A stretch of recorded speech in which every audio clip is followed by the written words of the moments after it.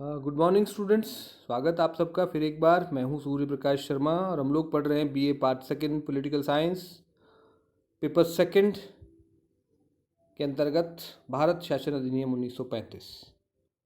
इसको हमने विस्तार से पढ़ लिया है। आज हम करेंगे मूल्यांकन की बात करेंगे, यानी इसका महत्व क्या था, इसकी कमियां क्या थी, उन सब की बात।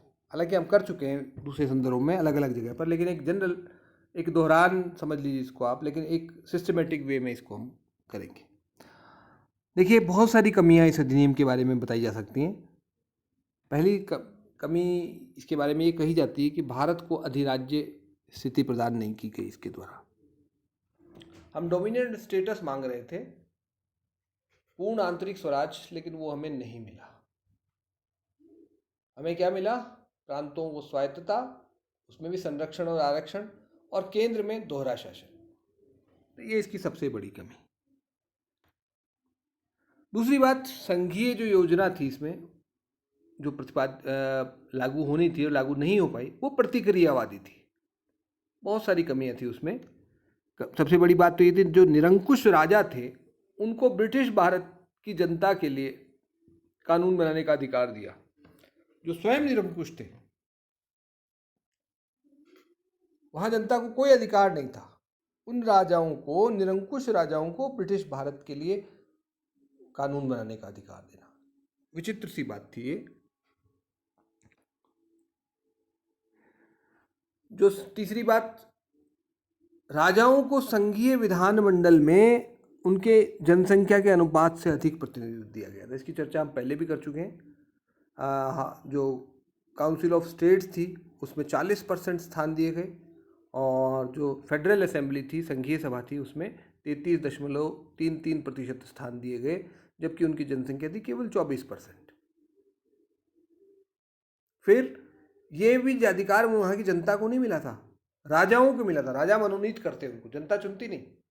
हमारे यहाँ काउंसिल ऑफ स्टेट्स का निर्वाचन जनता करती, और फेडरल असेंबली का निर्वाचन जो है प्रांतीय विधानमंडल करना के द्वारा किया जाना था, लेकिन वहाँ राजाओं को यह अधिकार दिया गया।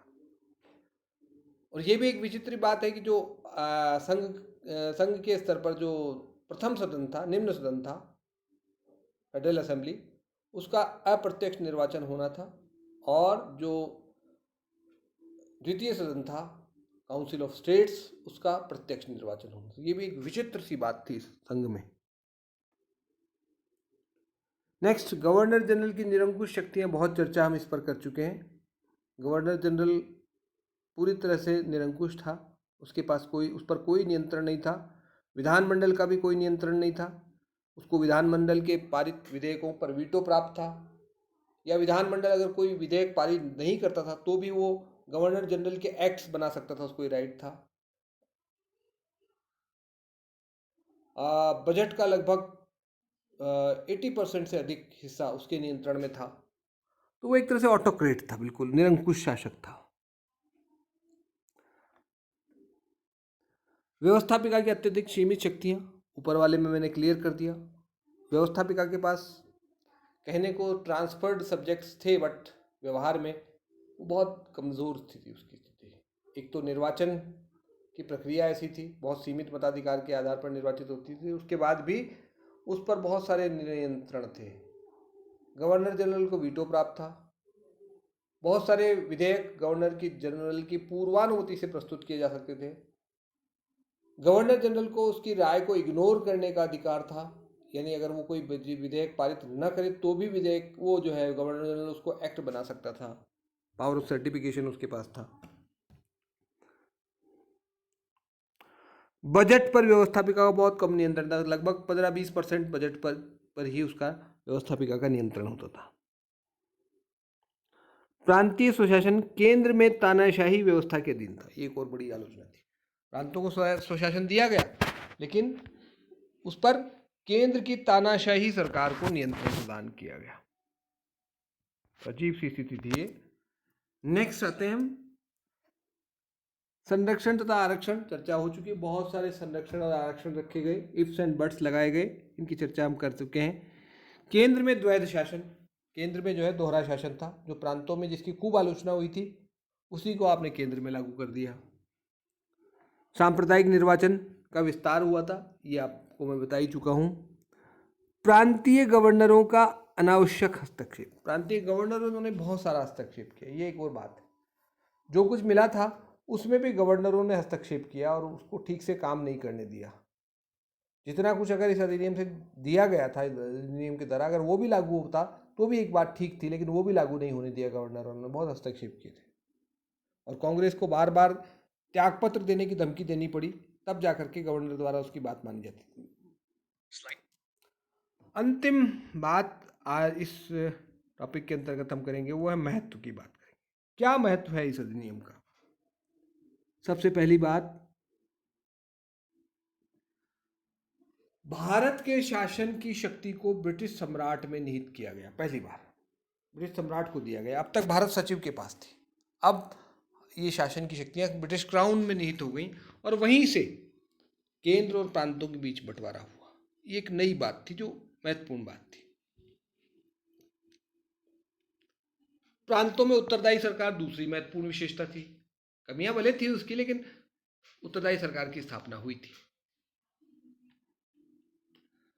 तीसरी बात, भारत के लिए पहली बार संघीय शासन व्यवस्था प्रस्तावित की गई थी। इसमें भारत को पहली बार एक संघ राज्य के रूप में गठित करने का प्रस्ताव इसमें था। व्यवहार में हो नहीं पाया, वो एक अलग बात है, लेकिन था ये योगदान, बहुत बड़ी बात है अपने आप में। और इसी दिशा में फिर हम आगे बढ़े, तो ये बड़ा एक, मैं कहता हूँ कि बड़ा महत्वपूर्ण कदम था 1935 के अधिनियम के द्वारा। और अंतिम बात, देशी रियासतों का ब्रिटिश भारत के साथ एकीकरण की दिशा में ये पहला कदम था। इसके द्वारा, इसके बाद ही जो है ब्रिटिश भारत को देशी रियासतों के साथ एकीकरण का विचार शुरू हुआ। व्यवहार में क्रियान्वित तो भारत की आज़ादी के बाद हुआ, लेकिन ये प्रक्रिया शुरू हो गई वहीं से। एक विचार वहां से जन्म ले लिया कि भारत के साथ एकीकरण इनका होना है, और ये विचार जब आ गया तो जब आज़ादी मिली हमको, तो ये प्रक्रिया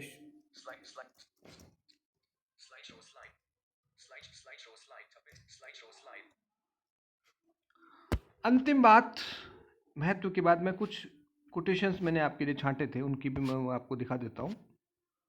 कुछ महत्वपूर्ण विचार दिए हैं जो विद्वानों ने भारत शासन अधिनियम को लेकर के, वो भी आप देख लीजिए। देखिए, पंडित नेहरू ने क्या कहा इस अधिनियम के बारे में। पंडित नेहरू ने कहा कि हमें एक ऐसी मशीन दी गई है जिसमें केवल ब्रेक है, कोई इंजन नहीं है। 1935 के अधिनियम के बारे में पंडित नेहरू का ये कहना था। फजलुल हक एक नेता थे बंगाल में, उनका ये कहना था कि अधिनियम से न तो हिंदू राज स्थापित होगा और न ही मुस्लिम राज, यानी न तो हिंदुओं के लिए उपयोगी है ये व्यवस्था, न मुसलमानों के लिए। डॉक्टर राजगोपाल क्या कहते हैं, द्वैध शासन से भी खराब है ये व्यवस्था। तो जो दोहरा शासन की व्यवस्था थी 1919 के अधिनियम से, उससे भी खराब है।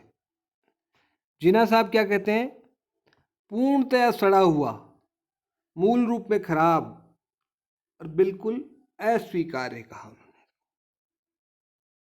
मदन मोहन मालवीय क्या कहते हैं, नया अधिनियम हम पर थोपा गया है।